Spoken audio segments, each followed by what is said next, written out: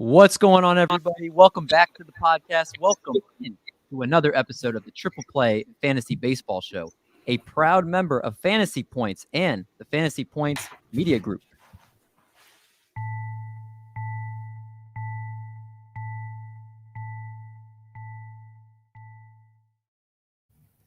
D. Mendy Beckett here with you tonight to remind you that if you use code 211010, you will get a 10% off discount on all the tools over at fantasypoints.com. They've got DFS optimizers. They've got tons of great fantasy tools and stuff that you can use. And they're running a special 50% off the rest of the season.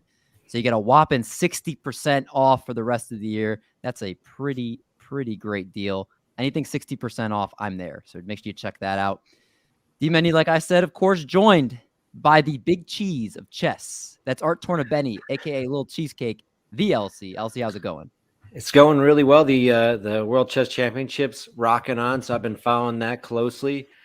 I got to ask you a question. That code, is it 2-1 the numbers, 1010? I just want to know. Is it the numbers or the letters? You spelling it out? It's you spell out the number, so the number 21 and then triple and then the numbers 10. That gets you okay. Like a little 10%. Also, before I forget, I wasn't sure. I didn't know. It's good. That's good. It's good to clear that up. Before I move on to our next guy here, I did hear you took down Josh St. Marie in some chess.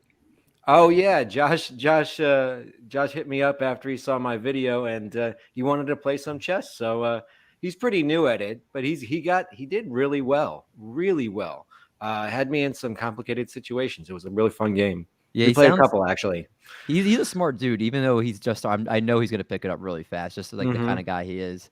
But speaking of someone high like Josh St. Marie, I got to go to the end of the spectrum here with the doc, of course, and that's somebody who is no longer shackled down by corporate America. It is the doc. How's it going?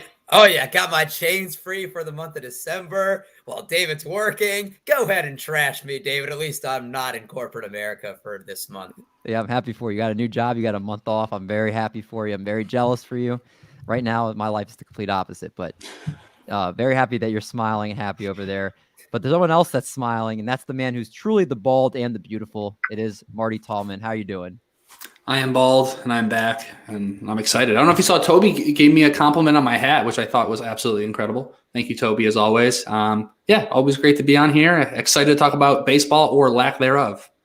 Yeah, lack thereof it's a big thing. It's right now. It's very much kind of a stoppage right now. We're in a lockout. I hate hearing that word, but that's right now with baseball having unanimously voted for that to take place. So not much baseball news, but I will tell you, something to pick up the mood when talking about lockouts. We welcome in a man who we should begin calling the Italian Stallion because of his 1% Italian speaking and the way he gallops to the top of all his fantasy baseball leagues. The man who listens to the most fantasy baseball podcasts out there and would be the high schooler's best friend as he gives you the cliff notes of each one. A NFSWA member, Yankees fan, and great writer, as you can check out all his great baseball content at baseball-pods.com. We welcome in Chris at Baseball Pods. How's it going, man? Grazie, David. I appreciate the introduction, David. I'm actually like about as Irish as they come and have about 6 different versions of Marty's hat. I'm going to worn tonight, but I'm Irish too. But yeah, I figured. But this year I decided I was going to try to not be a total waste of space, and I was like, I can learn Italian. So that's what I'm studying now. I'm in my first year. I'm in the top 1% of Duolingos. And yeah, it's like, and I speak Spanish pretty well. I used to be fluent, I would say.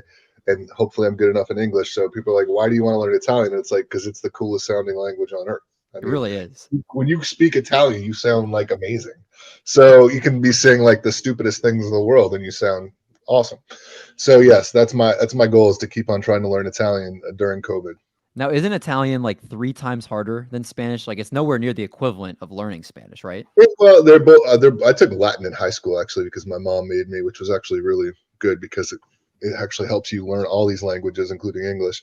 But they're all Latin languages, so sometimes it helps you because they're kind of close, and then sometimes you totally get confused because they're close. So I don't know. Some people say, I'm sure it helps me more than it hurts me, but I love just talking to my phone in like in a Mario accent every morning.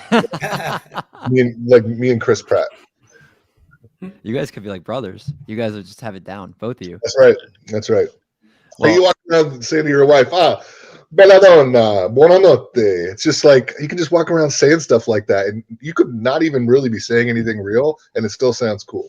you just sold me. It's the language of love. So I mean, Yeah, totally. try to appeal to your significant other. It doesn't Totally. I was like, beautiful woman, good night. I mean, who doesn't want to hear that? I'm looking up some Italian. I'm gonna try to learn some Italian Oh, after this. No quizzes. I passed my quizzes for the day. Well, we're excited to have Chris on the show tonight, as with obviously the stoppage right now. And before we get to position previews, we want to take a look division by division. And we like to do something here at Triple Play Fantasy called Fixing the Division Series. And tonight is the NL Central edition. So again, position previews will be later. Mock drafts, they're going to be later.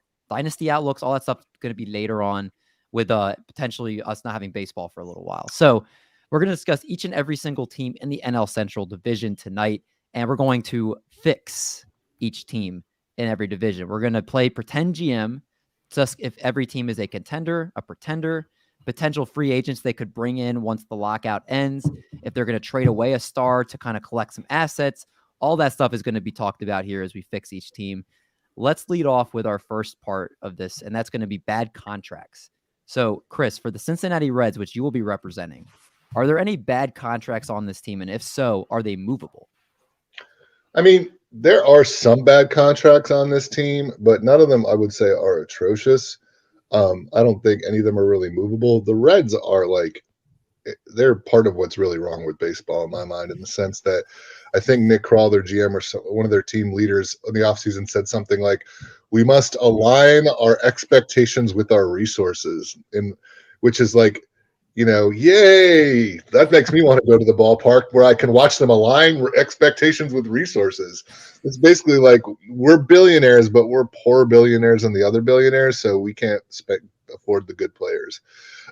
They do have I'd say they're not going to move Joey Votto. I mean, I think there'd be, an insurrection in Cincinnati if that happened. And he's on the books for 3 more years at about $22 million a year. The guy that I think they're very cheap, so they don't have that many bad contracts. But one of them that I think is probably not great, is the closest thing they have to a terrible contract would either be Eugenio Suarez, who has just really looked really old really fast. A part of it, maybe they decided to play him at shortstop where he has no business playing. And part of it may be that he's just getting older and his strikeout rate is just becoming increasingly intolerable. And then the other one who doesn't look great is Moustakas for a couple more years. He's the free agent in 2025, so they've got him for a couple more years at $16 million a year. So those are the only 2 contracts, and neither of them I would say are like egregious. But do I think you could move Suarez or Moose? I don't know. I think you would. I think that the types of moves that they're going to be are not going to be to dump salary. They're going to be to try to unload some talent before they become expensive. Mm-hmm. So like Luis Castillo and Tyler Mahle are 2 examples of guys that are not even they're like really cheap right now, and before they become too expensive, I think that they'll likely try to move them. And that's the types of moves that I see. So I don't see anyone paying for Eugenio or Moose unless they're part of a deal where the Reds decide, we're not even going to bring in prospects. We're just going to give you a couple of take a bad contract and you get a good player. Yeah, and that, Chris, is a professional tease, because you touched on a couple of young guys that might be some assets for them down the stretch here. And you're right. Like, there's not a lot of great, you talked about those 2 contracts. Also, the fact that they're not too appealing right now. It's like they're coming off of years that nobody's, enamored to go and bring those guys in and pay those salaries. So, yeah, I can understand them kind of holding those guys for now. Cheesecake, you have your Chicago Cubbies, which I'm sure this was fun to dive in and look at that. They're completely rebuilding right now. Yeah, and I know that's not something a fan wants to hear, but I'm here to just tell you it's a safe space. You can feel okay here. It's okay. Right. And why don't you tell us about the Cubs? Is there any more bad contracts on this team? Well, it'd be hard to talk about bad contracts in all of baseball if you weren't talking about Jason Hayward, who signed a 7-year deal in 2016, and they still have 2 more years left at $22 million. He hit 214 last year. had a 347 slugging, little power, 280 on base percentage, little on base. Still a good defensive outfielder, but $22 million for basically a defensive replacement level outfielder right now. That's one of the worst contracts in all of baseball. But beyond that, they have like $108 million total payroll. That's with Stroman. That's with Hayward. They're way down from their 145 from last year. Now, I don't think we talked too much. We obviously knew each other, Cheesecake, but we did not talk too much, I think, as much in 2016 as we do now. When the Cubs signed Hayward to that contract, were you like, yes? Or were you more like, no? Yeah, he was 26. He was at the age when he was entering his prime. He was coming off of an extremely promising beginning in Atlanta and then a good season in St. Louis before coming to Chicago. And it was Chicago for some reason that was the death knell to Jason Hayward's career, because he immediately stopped being a good hitter as soon as he came to Chicago. He has had a few seasons with good batting average, but he has never produced any power, really. And he's not really a stolen base threat and not really an on-base percentage threat. So he's stopped hitting as soon as he got his big contract. It's very strange. Can him and Jose Martinez combine? Like Jose Martinez, awful at fielding, decent hitter. Well, and then Jose Martinez didn't even do anything last year. He didn't do anything last year, but I'm just saying, 3 years ago, if they could combine into one person and have the strengths in each, that's a formidable player. If I could combine great pitching and great hitting, that's Shohei Ohtani. I don't know. You can't just take two players. It's hypotheticals, David. Yeah. Okay, you're not going along with the game. Okay. It's like Doc's trying to do like the Wonder Twins back, the days.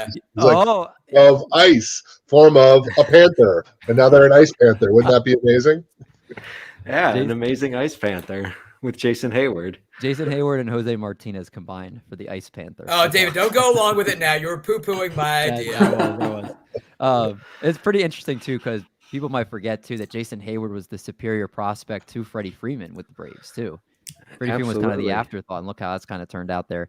Marty, now you have the St. Louis Cardinals, who are always seeming like they're churning and burning guys, always relevant, and usually seem like they're pretty well as far as contracts. They don't seem like they're overpaying guys that aren't hitting or producing. So what did you find when you researched the Cardinals? Yeah, and I think the Cardinals is what Chris was talking about. This is a team we can, at least pat on the back a little bit. They try, right? They have a very passionate fan base. They don't mind spending a lot of money on vets, to shore up their infield. They're all about defense. They're about good starting pitching. They're a historic franchise for that reason. And they've been pretty good with their money. The Cardinals have 8 players with guaranteed contracts for 2022 for a total payroll of $137 million.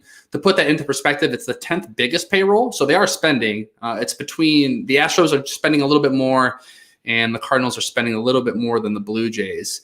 As far as bad contracts, the jury's still out on the vet contracts. Nolan Arenado No, it's a good contract. As of right now, it absolutely is. I'm not going to let you finish your point. This is my first guy. But, so $35 million this year, and he signed until 2027. Bargain. So I'm going to say the jury is still out on that one. But as of right now, Arenado's fine. Paul Goldschmidt same thing. He's been, I think he's performing at a higher level than we all thought. Especially with, his days in Arizona. Things looked like things were kind of, dwindling down for him, but he fired back up last year. He still has 3 years left, about $26 million a year. The worst contract that I'm looking at is probably Miles Michaelis, to pretty much no fault of his own. Originally signed a 4-year, $68 million contract. Michaelis, he's 32. He's battled back from so many different injuries, most notably the Tommy John. And he still has $17 million over the next 2 years. So they haven't gotten much out of him. So that's the biggest one. I don't know if it's movable. I mean, maybe if he does really well and he shows something, maybe someone else will try to pick him up. But the Cardinals try to hold on, to their players, and try to at least make some type of run, which is what we saw last year. Adam Wainwright, now that contract looks good again, all of a sudden. So he has 1 year left at $17.5 million. Unless they're totally out of it, I think he's just going to stay.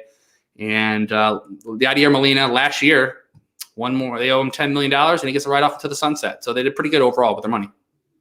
Yeah, again, that the Cardinals, that's what they do. They are really good with contracts and paying guys and not overpaying for guys. And again, that's why they always seem like they're relevant every single year. They're really producing and doing some good stuff there. Doc, you had the Brew Crew, and the Milwaukee Brewers are very interesting as they are looking like they're a contender and looking like that they're trying to build something into a World Series contender, obviously. But there's some interesting pieces there that we're going to get into. Yeah, so they have a lot of their pitching they got on cheap contracts. So that's kind of where they're excelling. Lorenzo Cain has 1 year left on his $80 million deal for about $17 million. But the bad one is Christian Yelich, and let's just call a spade a spade. This is going to be the first year of his 7-year, $188.5 million extension. He signed it 2 years ago. So it's going to end in 2029 when he's 37 years old. And right now we're already seeing signs of the regression. His last 2 years, he's had the lowest batting averages of his career at 205 and 248. And he's combined in 175 games for 21 homers, 73 RBIs, and 13 steals. So he's not excelling in one category. Remember, he has a fractured kneecap, so he hasn't been as aggressive on the base paths. His launch angle has been down back to where it was in the Marlins days when he was hitting about 15, 16 home runs a year. His K rate is up. His walk rate is down. And what's concerning is he's had a back issue the past couple seasons. And with back, you always have to worry about, your core injuries, how it's going to affect your swing in the field. Remember, there's no DH in the NL. And I've said this on other pods we've done. I worry if it's more than an injury, if he actually has an illness that is making him feel fatigued and for his back to hurt. The Brewers don't hand out big contracts like that. The last one they did was Ryan Braun. And you just have to worry if this is going to haunt them for the next 7 years. Yeah, I think the most scary part is that they haven't diagnosed it, like you said, officially yet. Like, it's not like, oh, this is the problem, we're going to fix it. It's just that he has a bad back, and that's been kind of how it's been left for the longest time. And you'd think he'd rest in the offseason. But, again, nothing's really happened with that. So very kind of scary to if you're the Brewers, you're hoping he can get back to what he used to be. But we won't know. Hopefully next year that can be the case. Doc, do you feel comfortable drafting him with a top 3-round pick? No, I can't do it again because like the appeal of him is that he's going to contribute in so many categories. He'll get you some steals. He'll get you some pop. He'll get you some batting average. He's had 2 really good years and 5 or 6. Yeah, he's above average. I just can't do it. If he excelled in one category, high batting average, aggressive on the base pass, showed some power, but he hasn't done that. Yeah, and Chris, you shook your head too. You're out on Yelich as a 3rd-round pick. Where would you think you'd feel comfortable taking him? I don't know, but it's not even anywhere close to that. I mean, in the 3rd round, I'm getting someone like, Whit Merrifield or someone like Jordan Alvarez, maybe if it's early 3rd or later. Like Eloy Jimenez is going like in the 50s or Castellanos. Like I just got to take any of those guys because they're healthy. I mean, even if he comes back, he's got a bad back. It feels like, I don't think his career is over. I'm not saying that, but it feels like this next year at least, until they figure it out and how to manage it, is going to be a real pain to try. And like you're not going to be able to rely on him in the lineup. And it feels like he like maybe Giancarlo Stanton a year or 2 ago, where it was just like you weren't, especially unless you're in daily leagues, you're going to put him in. You're going to miss like a full week. Like you're going to find out on Tuesday that he's like, oh, he's out. And with a bad back, how much is he really going to run? I mean, we know that's and now he's on the other side of 30. So I just see I don't anticipate I'll have him anywhere, to be honest, because I think someone will be willing to take him, and I'll just take a healthy player that I think is got just as much upside. If you think Yelich is going to run, then I can see why people like that's your bet, because if you're taking him in like the 3rd, 4th, 5th round, there aren't a lot of people that are stealing 20 bags there. So if you think he can get back to that, God bless you. But I'm just not willing to invest that amount of draft capital at that point this year. Not until he proves me wrong. Hey, Chris, David and I have talked about this because I know where you're going with this. Because I feel like him and Bellinger are early round picks that have disappointed. What's the earliest you would take them, and do you have one over the other that you would take? I'd probably take Bellinger over Yelich, to be honest, because Bellinger is 26, and he just seems like kind of a knucklehead that keeps on throwing his shoulder out. And, he could – I don't know. I don't – whereas Yelich has, like, chronic back problems, and I think the chronic really, really bothers me. So what's funny is this is how quickly things change in fantasy, and for us to remember this.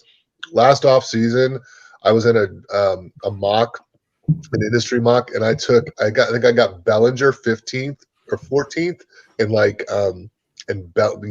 got Yelich like with the second to last pick with my first round pick, and like Bellinger second, so it was like something like 14th, 17th. I thought I was like the stud of all studs. I was like, oh man, how smart am I? These guys are both going to be MVP candidates, blah, blah, blah, blah, blah. And, it just goes to show you how quickly valuation can change in the game. We usually talk about that with hitters, but those are the pitchers, but those are the two primary examples of how it can also, injuries can hit hitters too. Like I said, I don't know like what the ADPs are yet, but I've been in about 4 or 5 drafts and I haven't come close to drafting either of them. But I imagine I think Bellinger's ADP will be lower, and therefore I'm more likely to get him. Yeah. I think right now Bellinger is usually more the consensus, just in the sense of, like you said, Chris, he's healthier, or seems to be healthier, and not having that lingering problems. He should be right for next year. Let's move on to I picked the Pittsburgh Pirates on purpose because I'm going to keep mine short and sweet, as the other 4 teams. You're cherry picking, Dave. We get exactly.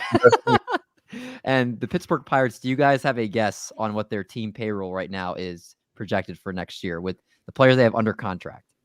32 cents. I would say 33 million, 32 million, around that. I was going to say 37. 31. Yeah. I know it's less than what Scherzer's making. Yeah, it's 34.5 mil pretty much. So right now, their worst contract is Roberto Perez. And he's making $5 million. Actually, it's kind of funny because they just signed him. Yeah, they just signed him. Brian Reynolds is signed for $4.5 million. DeSugo they just signed this year for $4 million. They also have Quintana, who they just signed for $2 million. So these are the top contracts. They literally have 7 guys that are actually signed, that are making over $1 million. The rest are not. If you're talking about the worst contract they have on the books, that I'm glad I wrote this down because you had to scroll down a little bit farther to find this guy, is Felipe Vazquez, who obviously everybody's, what he did, he's never playing baseball again. But that contract right now is still technically on the books.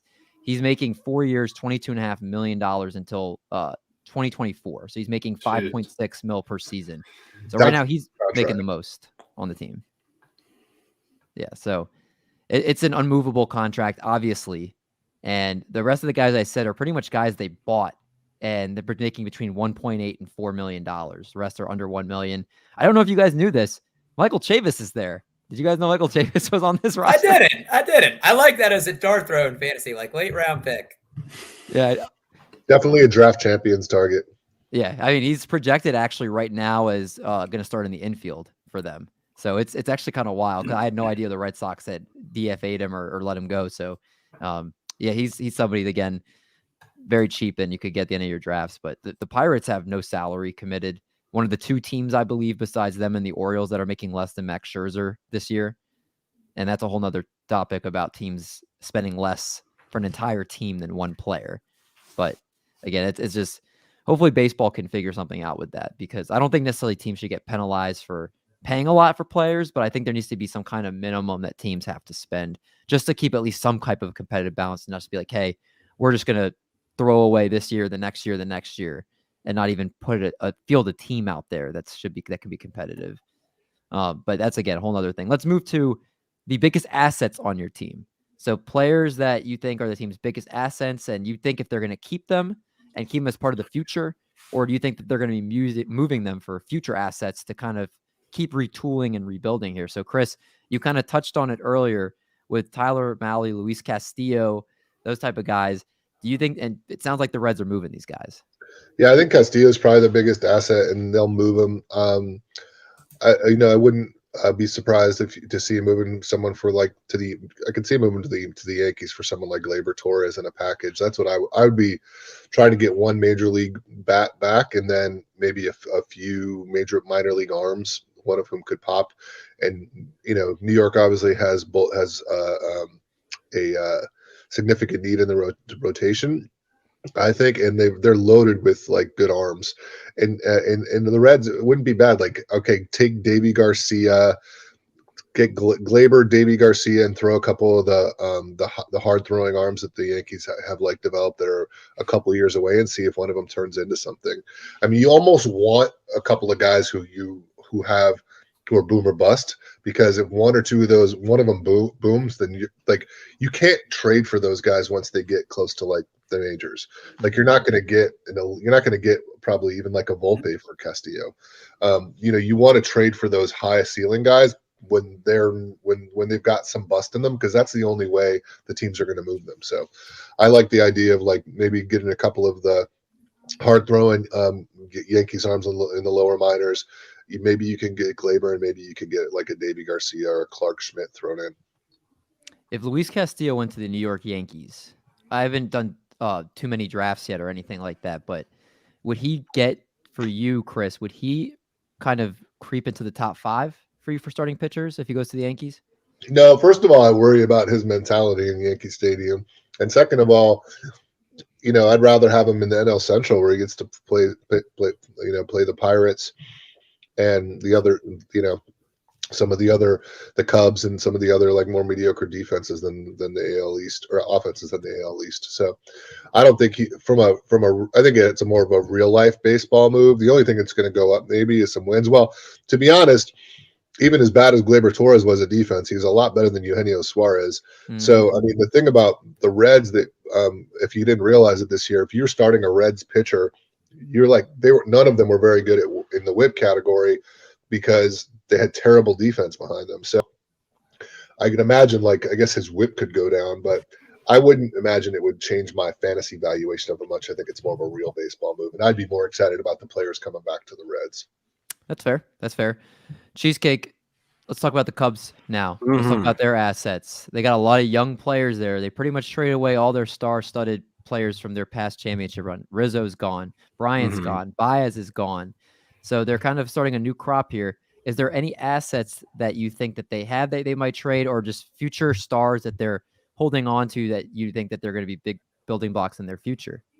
I think their biggest trade asset at this time is Wilson Contreras, and I think he's going to be moved. And I think the Jan Gums signing that they did earlier this offseason is just a sign that they're going to move him. They have a big catching prospect named Miguel Amaya, who's a big bear, 6'2", 240, just one of these giant catchers that never used to be around. But he's one of their top prospects. So Contreras with Gomes, one of them is going to have to go, and Contreras is the one who will get a better return for them. They could decide to trade someone like Hendricks. They probably are going to trade someone like Wade Miley if he's pitching well at the deadline. But I think he's someone who they're hoping can build some more value at this time. But yeah, they don't have a lot of young guys at the major league level right now. A lot of their guys starting are 30-year-old retreads like Rafael Ortega, Frank Schwindel, Patrick. You put some respect on their name, Cheesecake. Oh my gosh. If these guys come out and they raked, they were like the best hitters on the team the end of last season. But if they come out and hit 290 again, more power to them. I think that they're like Brian LaHair. If you remember Brian LaHair, he was a guy who made an all-star team because he had a strong first half for the Cubs. And then right after that, the next season, he was playing in Korea. So, I mean, these guys are trying to get good Korean contracts in their 30s. That's what they're going for. That's the dream. Yeah. There you go. Marty, let's talk about those Cardinals. Let's talk about any assets they have or any type of person you think that they might be moving for future parts here. Does that exist on the Cardinals? Yeah, well, they have a good balance. So it's the old vets and the young guns. So Nolan Arenado, Paul Goldschmidt, and Adam Wainwright. I don't see Arenado being moved ever. Goldschmidt, they're going to keep him. Wainwright, unless let's just say they tank and they do terrible, and Wainwright's like, hey, this is my last year, guys. I want to win another championship. I don't know. Maybe they get rid of him, but the Cardinals are so dedicated to winning, even to a fault sometimes, that I don't see them moving any of their old guys. And the young guns, I mean, Tyler O'Neill, Jack Flaherty, Giovanni Gallegos, Dylan Carlson. I mean, they have them all. It's the last year of arbitration for O'Neill. Flaherty, 2 more years of arbitration. Gallegos, 3 more years. Carlson under arbitration until 2026. I don't see them moving at all. I think they're going to keep all those young guys too, continue to build on that. They're not re-signing Wade LeBlanc or Kwon Young Kim. They're letting them go. Oh, that's a shame. They're going to stay. I think they're just a shame. Yeah, they're going to stay steady. Yeah, sounds about right for the Cardinals. Doc, Brewers, same question for you. I mean, their assets have to be their pitching. So they're probably going to keep Corbin Burns, as I would. He's 27 years old, just coming off of Cy Young. Same with Brandon Woodruff, 28. And that, they probably have one of the best 1 through 3. You think that they trade Freddie Peralta if they're looking for some hitting? He's on a 5-year, $15 million contract, so very movable. Do they get rid of some of the bullpen pieces? They have Josh Hader, they have Devin Williams, Aaron Ashby looked really great at the end of the year. Do they move a fourth starter like Adrian Hauser for a team that needs an innings eater? I don't think any of their assets come to hitting, and I think that's ultimately what they need. And pitching is where they're really deep at, so I wouldn't be surprised if they moved one of these arms. Now, you guys can correct me if I'm wrong and just give me a head nod. Is Josh Hader the most tradable asset the Brewers have?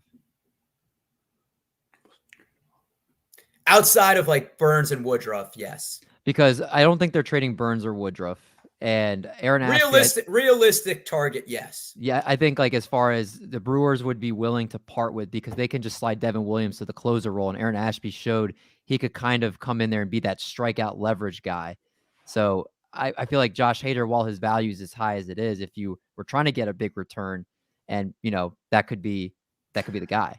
And I feel like the Brewers have like moved bullpen pieces throughout the year. Like Corey Knebel used to be the closer, then they got rid of him, and then Hader was the 8th inning guy. It always seems like they have someone in rotation, and they don't just stay with one guy for years and years. Yeah, Mike, you can acknowledge me next time too. I would be very appreciated. I will just go ahead and close out. Who's that guy? That's Mike Curland. Joking. Oh, wow, your sarcasm is good, Chris. Your sarcasm is good. Whoa. Mike, there's a reason why we didn't invite you on this show. All right. The Pittsburgh Pirates, real quick here. They, as far as assets, Brian Reynolds, Kevin Newman are the guys that are on the team right now that are decent major league players that I think, I could see them potentially trading for the right offer. They have Brian Hayes, which is right now the guy on the major league roster, I think is their biggest asset. They also have O'Neal Cruz, who is the 6'7", 220-pound shortstop. 6'7", 220-pound shortstop. Sounds like a created player. Yeah, it's pretty crazy. Even a name also, O'Neal Cruz. He's apparently, just like reading about him a little bit, he's one of the most fascinating prospects in baseball. Obviously, the size of everything. Offensive potential, he has the raw power and the ability to barrel up the baseball. Average exit velocity off the bat equaled that of Josh Bell this past season at just over 92 miles an hour. And he needs to work a little bit more on his chase rates and committing to a game plan. Every at bat approach needs a little bit of work. He's projected to start at shortstop for them this year. And Brian Hayes is projected to start at third base. So their left side of the infield is very intriguing. Those are two guys I don't see them parting with. And I think they're part of their future that I would imagine are not, again, pretty much untouchable. They also have a guy named Henry Davis, who's an A+ ball right now. He's a catcher. Projected to come up in 2024. That's their other big asset that's closest to having a ton of value for this team. But as far as major leaguers right now, Kevin Newman and Ryan Reynolds are the two guys I think you could see moved from the Pirates this year for teams that are looking for some help in those areas. Let's now move to the third segment here, and that's going to be possible offseason targets you think this team might bring in or obtain in a trade. So obviously we saw a flurry of free agent moves already, but they're still not done yet. So Chris, do you think there's any kind of guys that the Reds, obviously it seems like they're going to be looking at very cheap guys that are not going to cost a lot of money or cause a lot of fanfare to kind of plug some holes for this team? Yeah, I mean, like I said, I don't think you're going to see a lot of signings. I do think you'll see some deals. I mean, it'll be interesting to see what Seiya Suzuki's market is. I thought he was going to sign already, and some of the big league teams have been sniffing around. Like the big market teams, I should say. But the fact that he didn't sign right away, I wonder if maybe people are like, maybe he's not a first division regular, maybe he's a second division regular. And the Reds have shown they went out and got Akiyama, before, and they've shown the willingness. Maybe that's an affordable free agent they decide to bring in if they can unload some of their the money that they're projected to need to spend in arbitration in the coming years. So that's one person I could see. But other than that, I think you're going to see them, spending very little money and mostly unloading people who are going to cost them in arbitration and free agency. And I view them going the other direction right now.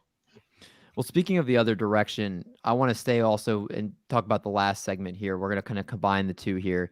What do you think the realistic expectations for this team are? Give us kind of a 2022 record, their final record, and you think they're in playoffs, purgatory, or they're a pushover? I like my alliteration, so that's why those three are together. I appreciate your consonants.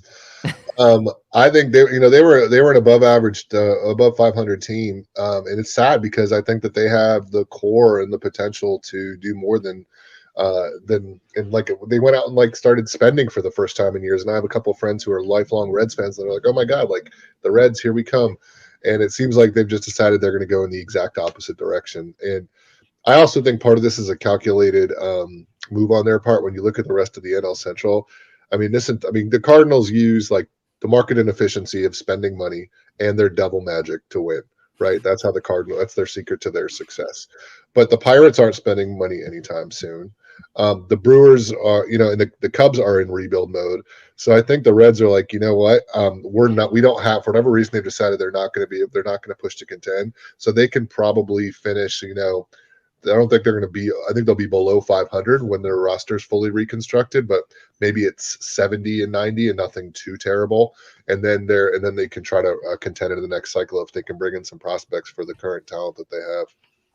I feel like if you're a Reds fan, you're not in that park with like the Pirates and some other teams that have just kind of been bottom feeders for a while. The Reds, I feel like have had so many good years, but they've never been able to deliver.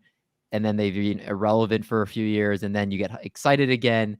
They never go far in the playoffs. It's a very kind of mediocre. They're like the Twins of the National League.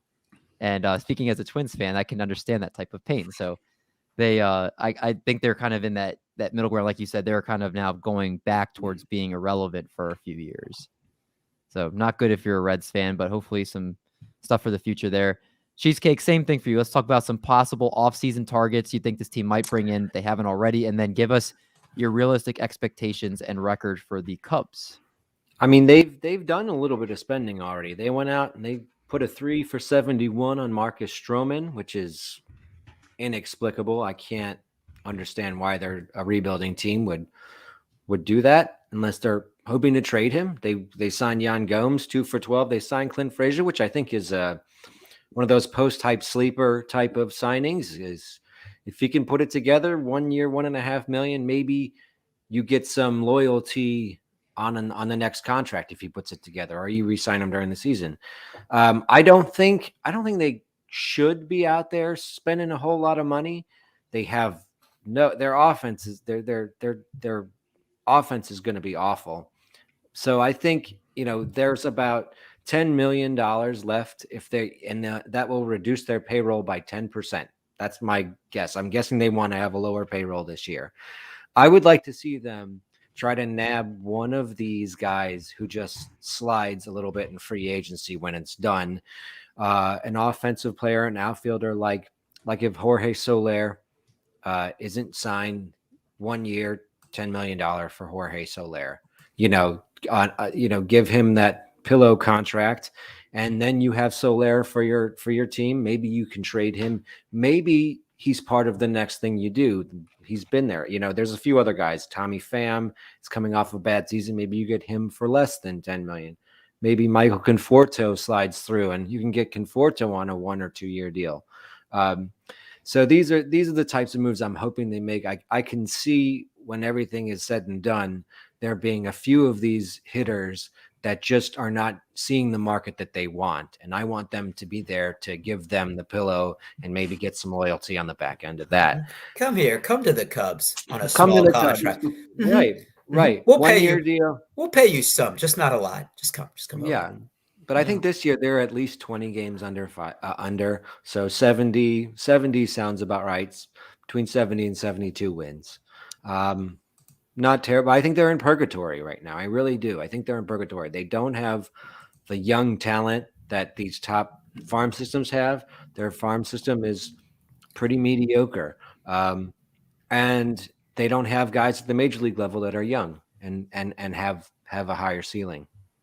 Yeah, and again, I think with the Cubs at least you have some hope. I kind of like some of the moves they've been doing. The Stroman signing's a little questionable, like you said, but I kind of like the Nico Horner and the Nick Madrigal infield. It's kind of intriguing. It's an interesting one. Yeah, there's a lot of batting average there. They're both about 25. I mean, that could end up developing into something, and that would be really great. I question whether Nico could hang at shortstop. I don't think he has a great arm, but I like their potential as hitters too, especially at those middle infield positions. Yeah, and again, I mean Frank Schwindel in the CBS podcast calls him Frankie 2 hits. I heard today he had 25 doubles in 55 games this past year, which is pretty insane. So, if he carries it over, that's another interesting piece for you guys there. Marty, the Cubs. I was going to say the Cubs also. I mean, they have some interesting talent coming. I mean, like Brennan Davis is the prospect that I don't know if I think he'll arrive this year. If not, he should. And that's a guy like, wow, like he could be a centerpiece, right, for the organization. So not everyone. I don't think every organization has like a Brennan Davis. I think he's a top 5, maybe 7 prospect in all of baseball. And he's not. He's like something to dream on, I think, at least in Chicago. And I agree with you a lot on the Stroman piece baffled me, but then I was like, God, that's a really team-friendly deal. And it must just be, hey, we're going to dip into the market, spend a little money on this guy, and then flip him at some point during the contract because he's a comparable talent to Goss, I think, and a much better deal in terms of team friendliness. I agree. For sure. Marty, you got the St. Louis Cardinals. I got the same 2 questions for you. Give us any possible free agents they might bring in, and then give us our 2022 expectations. All right, let's hop into what they've already done. So the biggest thing that the Cardinals wanted to shore up was getting another a pitcher on the staff. So they got your boy, Steven Matz, 4-year, $44 million. That was their first priority. Now, whether or not that's a big splash enough for you as a Cardinal fan, it is what it is. So that's who they got there. They also re-signed TJ McFarland, left-handed relief pitcher. They brought him back on a good 1-year contract. Overall, though, the team's in purgatory. And here's the reason why. It took 17 straight wins, Adam Wainwright to have a complete renaissance season, all of that to make the wild card and then get beat by the Dodgers. So if there is no historic run, and if the Cardinals front office doesn't decide to spend, so let's look at who would make them better. If there is a DH in the NL, obviously big disclaimer here, but if there is a DH, Kyle Schwarber would be a really good fit. 3 years, I think he wants $10 million a year. They need that big bat, to kind of level out that offense there. He would look good, the 4 or 5 spot. Probably, probably put him at the 5. And just overall, the team's kind of in this weird feel too. I mean, they win 17 games in a row. They make it to the playoffs, and the first thing they do, they fire their coach. So the coach is gone over philosophical differences, and the front office has hired basically their guy. And not taking anything away from Oliver Marmol. He's 35 years old. I'm sure he's going to be a good manager, but basically the front office, they're pulling the strings, right? So they have this new coach, one of the youngest coaches ever in baseball. Wainwright's older than him. Molina's older than him. That's going to be kind of a weird dynamic. But so they have this brand new young coach, this team with a bunch of vets and young, good players. But unless they make one big signing, they're going to be, I think, somewhere around 75 and 87. 75. I loved the way he just not only managed that team, but when you watch like managers, like half their job, I think, is a big part of their job, I should say, is just player management. Like in soccer, they call it man management, right? It's like, how do you like manage the personalities in the clubhouse and keep all these different people happy? And like, he would go out and give like some of the best. He's one of my favorite managers to watch in post-game pressers because he didn't say nothing, but he always had his team's back, but he always also held them accountable. And just like a real class, like individual, and someone who like made us like, man, I want to play for that guy. So I was shocked by that. And I agree. I think that's going to be really interesting to see. It puts a lot of pressure on Marmol because, as you said, he's a super young manager. And this guy was Schilt was a lifer in St. Louis. So obviously there's a lot of people who have a lot of respect for him. The only other name I wanted to put out there, just because it's one of the best names in baseball, is Lars Newt Barr. Yep. Who makes O'Neill Cruz look like a common name. I mean, but it's in all seriousness, if they don't sign, like as Marty was saying, if they don't go out and sign a big DH, like that's a little bit of a sleeper there. I mean, he showed some tools, and he'd be the guy I think that would be the primary DH beneficiary for them if they don't sign a big bat. Yeah, no, I think it'll be interesting to see if that DH thing, which I think we all expect to happen, once these negotiations are done, what the NL teams start doing, watching them, like these guys that now all of a sudden, you have 15 jobs open up, and that's going to, create all these guys flocking over to the National League. Although I think that we assume that's kind of like a done deal, and I've always assumed it'll be because something the players want. But I was listening to Eugenio Suarez talk recently, and he said he was talking to a couple of players, and they're just like, we don't really care. It's actually not that many jobs the way it plays out, and we're not going to give it up as any kind of thing in the negotiation. So who knows how that? I'll be honest with you. In my early drafts, I've been assuming NLDH, and that gave me some pause, and maybe be like, okay, let's not go to a foregone conclusion. Yeah, that's a good point. And, we'll have to keep an eye on that. Doc, really quick, give us your analysis for the Brewers as we close this out. Yeah, so they're going to need some pop in their lineup. Their leader in home run last year, Avisail Garcia, hit 29. He's gone. They had 20 home runs combined for the three players that played first base, Daniel Vogelbach, Rowdy Tellez, and Keston Hiura. They're going to need some power in their lineup. I'd love to see them target Chris Bryant on a 2 to 3 year deal. I think that's kind of their window to win it now before they have to pay some of the pitchers or before Yelich really, really tails off. If not, maybe you can get, a cheap bat, Schwarber, Kyle Seager, Eddie Rosario, Nelson Cruz on a 1 year deal, but they have to get some power in that lineup. I think we really saw them struggle with that in the playoffs. They were 95 and 67 last year. I see them taking a little bit of a step back. I think the pitching regresses a little bit. They're 89 and 73 and getting as a wild card. I like that all around. I think that was a pinpoint on that. Thank you. You're welcome. The Pirates, they already brought in Roberto Perez, Jose Quintana. Right now they have Will Crow listed as their ace next year. So not Mitch Keller? No, Mitch Keller is their number 2. Okay. They also have Zach Thompson, you guys remember from the Marlins, who I think is kind of an interesting ad there. He's right now listed as their 5 starter, someone who I might target kind of at the end of drafts too. Just expect him to get some innings and look decent there. I think they're going to add another infielder, preferably a first baseman. Right now they have Michael Chavis and Yoshi Tsugo as the only ones listed on the roster that could play, first base. So I think maybe they're not going to pay a lot for somebody. There's Mike Ford out there, so maybe they bring in Mike Ford. Danny Santana is out there, who's someone who can just float all around everywhere. Wow. And maybe if they needed someone to soak up some innings in that rotation, they bring in some Jose Urena. A little sprinkle of Jose Urena there. I think that could be fantastic. The thoughts on Hiura bounce back was very out last year, but now the price tag's intriguing. Had personal problems such a lot.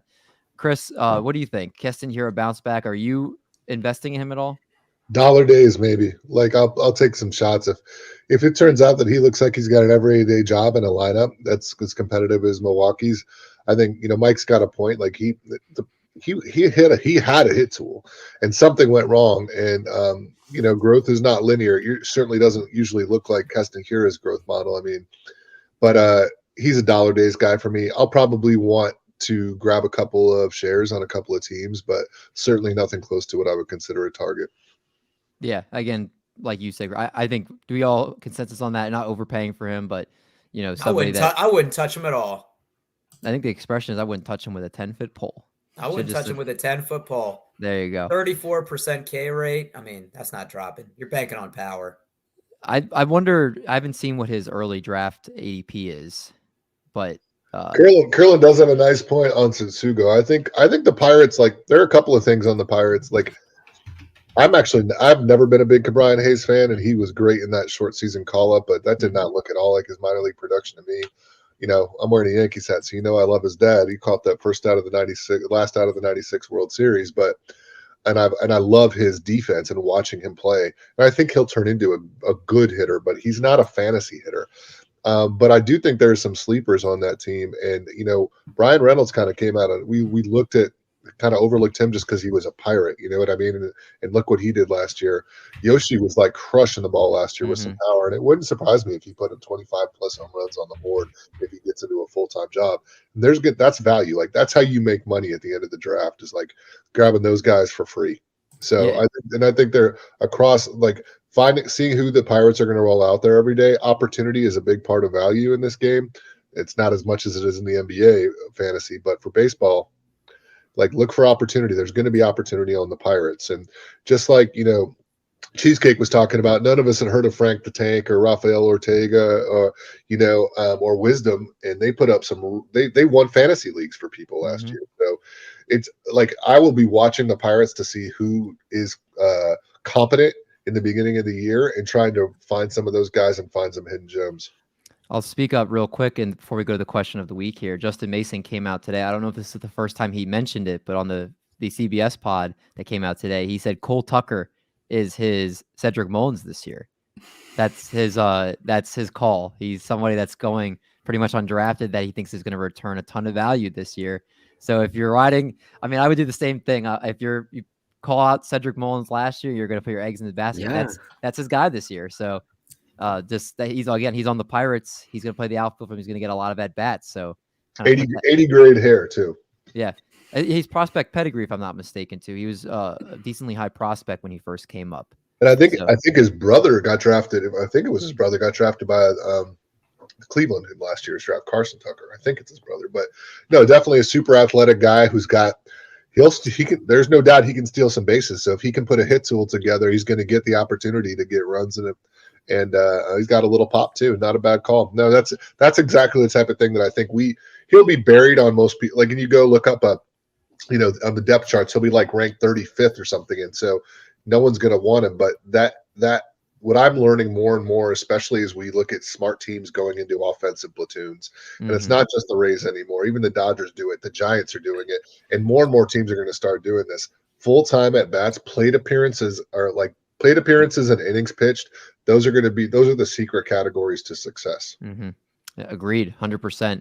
And I'm looking forward to it because I think this offseason, obviously with the lockout, we're going to be able to just spend some time really looking into some guys' past seasons, looking at projected, playing how much they're going to play on these teams. And I think it's going to be really interesting to find some hidden gems for this upcoming season. But on that note, let's move over to the question of the week, which, of course, is sponsored by Monkey Knife Fight. And it is, of course, the fastest growing sports betting site in the United States. And if you're a new depositor, you'll receive a 100% instant deposit match up to $100 using promo code Triple Play. So Art did a great job of tying in the question of the week to this discussion. If you could force one trade to make the league more balanced and exciting, what would it be? And keep in mind the salaries would have to line up. So, Chris, I'm going to turn it to you first because you're the guest. If you don't have one, and Cheesecake said he had a few that he liked, so I'll let you lead it off if you have one ready. I've got a few as well, and I'm pretty sure the other money would line up. I'll just give two examples. So one is the Marlins have just really developed an amazing pitching machine, and they've got so many pitchers. And we haven't even seen, like, Max Meyer hasn't come up yet. Sixto Sanchez, he's we're a little worried about his health, but long term he seems like he's going to be a great asset. And so I would love to see them move one of those arms. And one of the places I was thinking about was to the Mets, where they've got a couple of kind of like bats that are out that won't crack the Mets lineup, but I think they might start for the Marlins. So I just wonder if there's an opportunity to move like Dominic Smith and or JD Davis from the Mets, who are not super expensive pieces, but they're guys that have shown flashes in the past of being able to really hit. And they can also move around a little bit. They're not great defenders, to be honest, but and moving them to Miami for one of those arms, maybe like an Elias or Hernandez or not one of their aces, but one of the depth arms. So something like that would be interesting. And the other just move I would love to see, I don't know, maybe moving him to the Angels so that Trout and Shohei get a better chance at being in the playoffs. I would love to see the Angels in the playoffs, just to watch those guys play and get a chance. But I look at Tampa and I see guys that are getting platooned or don't have full-time opportunities. So one would be Vidal Bruhan, who he's an exciting fantasy player. And so I would love to see him get full-time at bats. he can play infield and outfield. So I think he'd be a guy. Maybe if they could figure out how to move him to the Angels, I don't know what for necessarily, because the Angels don't have a very good system. But I would love to. Maybe Tampa Bay can find like some 3 or 4 minor league arms that will never make it to the majors, but will end up being very good, like multi-inning relievers for them. I would love to free Vidal Bruhan though, and or another guy who I don't think the Rays will move, but I would like to see him get full-time at bats is Austin Meadows. Yeah. So he's Well, I guess he had the worst 100 RBI year I can remember. I feel like he's an obvious trade deadline candidate. Yeah. Like move him, send him and Bruhan to the Angels for like Brandon Marsh and some package of other stuff. So those are a couple of the type of deals I would like to see. Oh, I like those. That's a good way to kick it off. Cheesecake. I know you were teasing at a couple before the show. I have a few, and I appreciate Chris making them somewhat realistic trades. Mine do not suffer from that. They're not realistic trades. I have one which I thought was really fun, where Miguel Cabrera's $31 million goes to St. Louis for Nolan Arenado, $32 million contract. And then the Tigers have Nolan Arenado. They can put Heimer Candelario at DH or Spencer Torkelson at DH, and they are on the road to competing in the AL Central. I think that's very exciting. I also thought that the Angels, speaking of the Angels, Justin Upton's $21 million for Yu Darvish's $21 million. Get them a pitcher, and Upton's not doing anything for him. So that's a high-end pitcher and then Ken Giles is making $5.25 million for Seattle. Jose Ramirez is making $6.5 million. That roughly matches up to me. So Seattle could use another hitter, and Jose Ramirez is making a nice salary. They can trade Ken Giles. He's useless. $5 million for Jose Ramirez is $6 million, and there you go. Now Seattle's competing in the West. I think the GMs on half of those teams might have something in their drink or something like that. Those trades, I don't know, those are going down. I didn't say they had to. I said I'm forcing these trades, and I'm taking off the Cardinals as I do it, which is like a win-win. Now the real truth comes out. I like it. Marty, do you have one, or? We was writing the ones they said are pretty good. Yeah, it's funny that we're kind of all just taking shots at the Angels here, but I'm staying with it. So trade Anthony Rendon's terrible contract for Garrett Cole.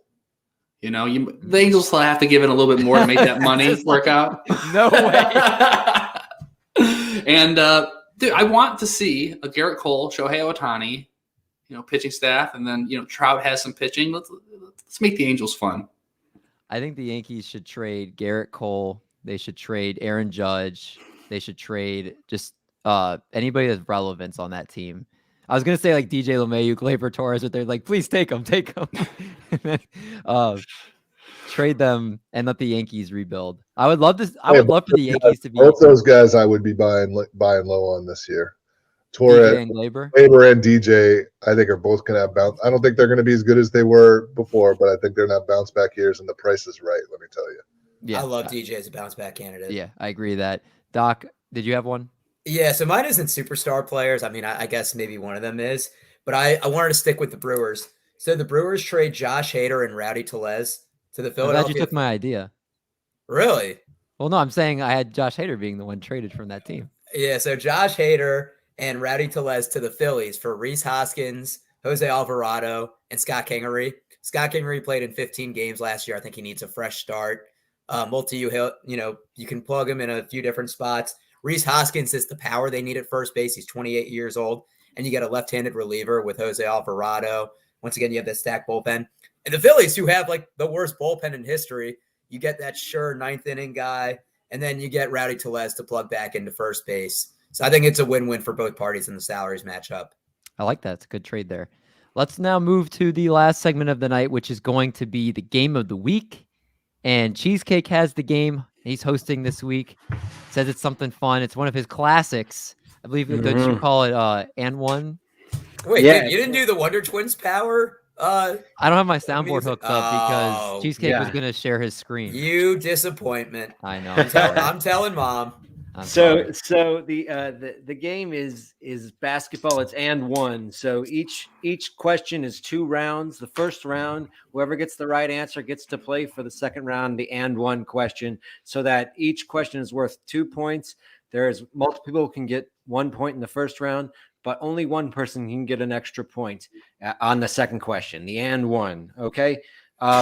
Kick is the best game show host because you never understand the directions when he intros it. And then when we You start guys- playing, you're like, oh, okay, I get it now. Yeah. Every time. The first round of questions is going to be our Price is Right answer style, where it switches. A person starts each time. We're going to start with D. Mendy. The first question: D. Mendy, Doc, then Marty, then Chris. The MLB has really cracked down on foreign substances in the past few seasons, but there is one foreign substance that the MLB allows on every single baseball that is played. What foreign substance is rubbed on every single baseball? D. Mendy, you start. Oh, why? I'm gonna feel really stupid. Is it rosin? Doc, I think that was going to be my guess is rosin.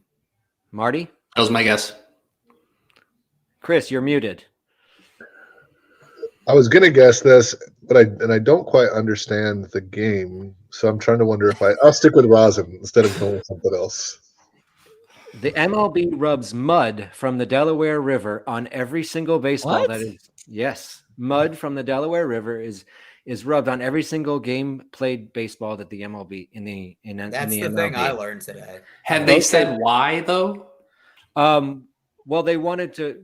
I think that in like the 20s, there was a manager who realized that mud helped you grip a baseball better. So the MLB started doing that, and now that's the only thing that they rub it on every single baseball. So This is why I love baseball. Like I feel like I read, breathe everything in baseball. I love everything about it, not just fantasy. And I did not know that, and it's awesome. It's like they're not rubbing mud on NBA basketballs or football. No. Like that's like because this is older than like the Civil War. Like that's what baseball is in America. So like back in the day, they were like, let's rub the Delaware River has the best mud. Like like, let's use that, and it just hasn't changed. So I That's think we should do the and one for everybody since everybody got it wrong. So let's Okay. see if I get. I mean, And the foul. Okay, we got the N1. Yes. All right. Let's see if I can get this right. Anagram. Does everyone see this? Can everyone see this No. window? There. Okay. Hold on, it's Okay. loading. Okay. I'm proud of Is you. it There we loading? go. Did you make a We can see PowerPoint? it. I made a PowerPoint. All right. All right. So this is. Oh, how you did I got do rid of this? it. Okay. Yeah, I got it. All right. I made a PowerPoint. This is an anagram. Which Major League Baseball team? Everyone gets a guess, but it's first come, first serve. You only get one guess. Niles Canned Advil is an anagram of what Major League Baseball team? Niles Canned Advil. I want to say Cleveland Indians, but that's Bada not their bing, bada boom. 1 point for Chris. They're not a team anymore. They're done. It's the Guardians. Oh, We canceled you, Chris. We canceled you. You said a bad word. Oh my God, I'm canceled. I can't believe I got that one wrong. Oh, I got well. All right. We'll go into question 2. You got a point from that, Chris, because you got the question right. But I got a -1 for putting the wrong team name up. Question 2. What is the average lifespan of a Major League Baseball? Is it 6 pitches, 7 pitches, 8 pitches, or 9 pitches? Doc, start with you. I'm going to go 7 pitches. Marty? 6. Chris? 6. D. Mendy? I thought we were gonna all pick one, and just one of us was gonna get lucky. I'm gonna go 9. It is 7. Doc is correct. Boom. He's the only one who gets to play. You get one guess, Doc, for the and you're one. the and one. Yeah. Are we ready? We're ready. I have a basketball. I have a basketball in my room. I'm trying to shoot. Okay. Let's see if this works. Am I doing this right? It's popping up. It's just taking a second. Okay. Make sure you think it check should out be- our YouTube channel. Yeah, like, subscribe. Okay. Album Rewires Week. I'll give you 10 seconds. Is this an anagram? Yep, they're all anagrams. Milwaukee Brewers. There you go. How did you get that? How'd you get that from that? The W. There's not a lot of teams with W's in there. Okay, I'm just gonna because it takes a while for Just this leave to it up. Just reload. I'm just just gonna leave leave it up. Yeah. All right. Question 3.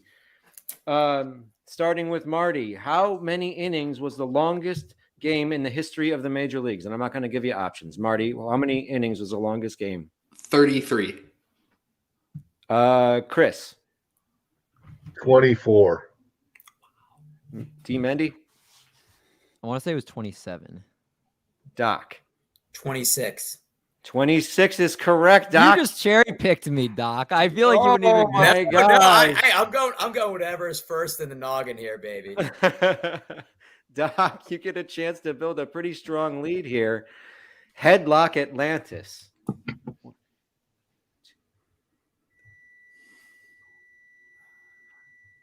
Countdown. 6, 7, 8, 9. St. Louis 10. Cardinals. I know it's wrong. Oakland Athletics for Headlock Atlantis. Okay, all right. Hopefully we get more than one person in this next round. How many questions we have total? Well, I have 8, but I don't want to go for too long. So we'll tell me when we should stop. do The a fourth couple more. question. Do you say one more? We'll do 2 more. Let's do 2 more. Okay, yeah. What did Babe Ruth put under his hat to keep himself cool during games? I think Chris starts with this. Is it A, a damp cloth, B, women's underwear, C, ham cold cuts, or D, a cabbage leaf? Cabbage leaf. I am confident in that answer, by the way. Mendy, I'm just gonna ride Chris right there, and I'm gonna say cabbage leaf as well.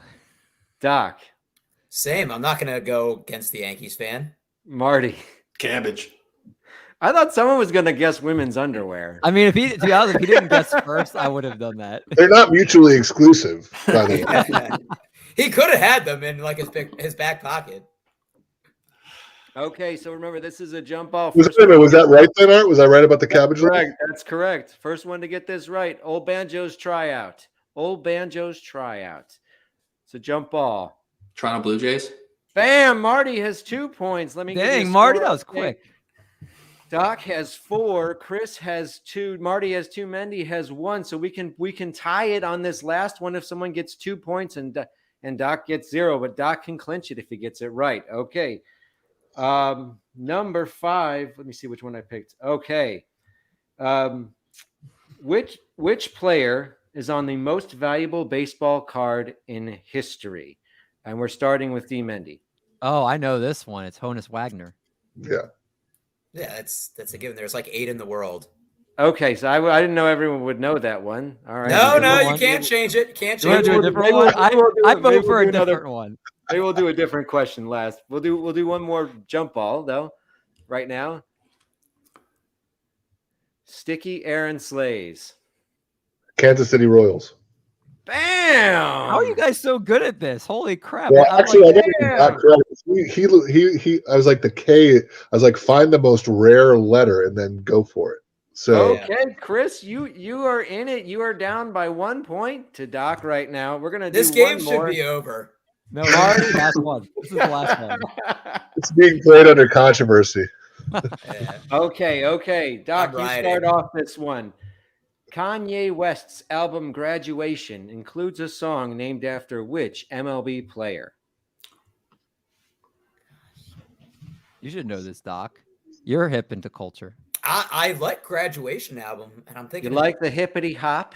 You know all about the rappers? do we get a guess or no? Just Can guess, I- yeah. Barry Bonds.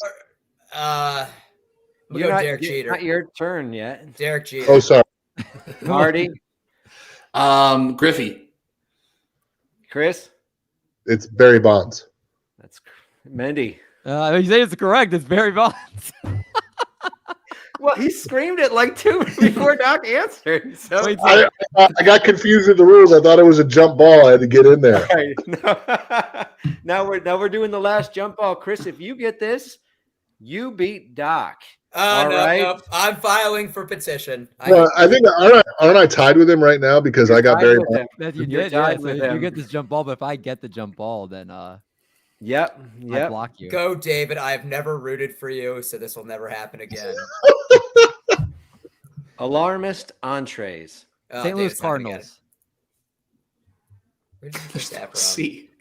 I don't know. I just saw the S. There's no Alarmist C. entrees. I don't know. I wanted to beat him to it. Art.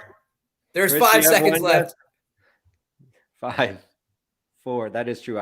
3, 2, 1. Oh, I know it. Any guess? What do you think? You know it? Seattle No. Mariners. It's the Seattle Mariners. I should That's win right. for that. I should You win did. for that. You give it to him. Doc wins. Hey, if Chris is willing to give it away, Doc gets the win. Chris, this is why I love you. This is I was trying to get that and I couldn't get it. all right, guys. You guys- I think we're gonna give Doc the win for this one. Congratulations, Doc. I don't. Yeah, nice job, Doc. I don't have my 1-person cheer for you. Yeah. All right, Marty, don't be salty. You haven't gotten a dub yet in this league. Well, listen to Chris, Kanye. I love you.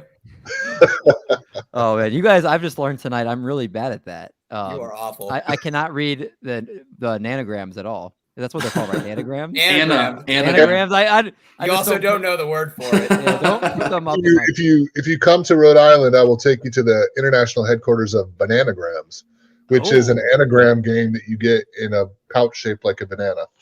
Oh, I love that. I'm actually from Rhode Island, yes. I'm sold. All right, but on that note, Chris, thanks so much for coming on the show tonight. It's always a ton of fun with you on the show. Oh, thanks so much for having me. Love it.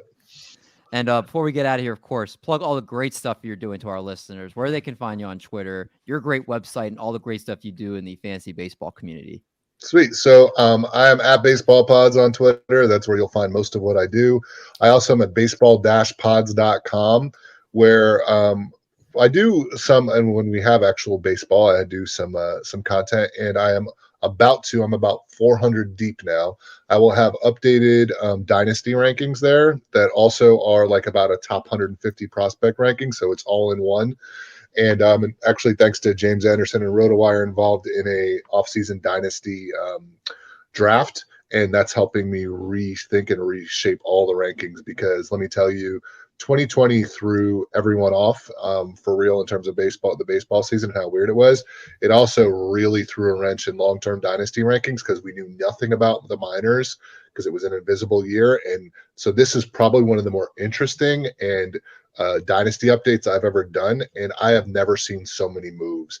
Think about a guy that we were talking about earlier, like Keston Hiura, and where he would have been before 2020 compared to where he is now. You're talking about a guy that was probably a top 25 on a Dynasty 500 list who now might not even make the list. So really encourage you guys to check that out. It should be published in the next couple of weeks. And I'll also start to publish, I'm a writer, I'll just throw this out there. If you're a writer who wants to get published, there's a few people who have reached out to me and really just want to get an excuse to get into Justin Mason's TGFBI League. Like, I will publish you on my website if you have good content, and I'll help you make good content, because the only reason I started my website was to get into TGFBI, because Justin wouldn't let me, even though I have like one of the best Twitter handles around. So I have definitely, it's a spite website against Justin. And so if you're trying to get into TGFBI, I encourage you to send me some stuff. I'll publish a couple articles if they're good, and if not, I'll help you make them good, and then we can, spite Justin together. Did his wife help you with that? No. She encouraged me every step of the way, though. It's like that's important. Naturally. If you watched, Curb Your Enthusiasm, it's like Latte Larry's. My website is Latte Larry's. I love that. Again, Chris is one of the best guys in the fantasy community, and his website's pretty awesome. If you check out, he puts a lot of time and effort into those rankings. You can just tell once you pull it up and look at what he does. It's something, again, that you got to check out if you're an avid fantasy baseball player, for sure. Just a baseball fan in general, honestly. But we thank Chris for coming on. Next week, we're going to be diving into the AL West with guest Matt Williams from Roto Fanatic and the NBC Sports Edge. So it should be fun. But until then, everyone stay safe. Enjoy the off season, what comes about it. and we're going to make like a bread truck, and we're going to haul these buns. Catch you guys in the next one.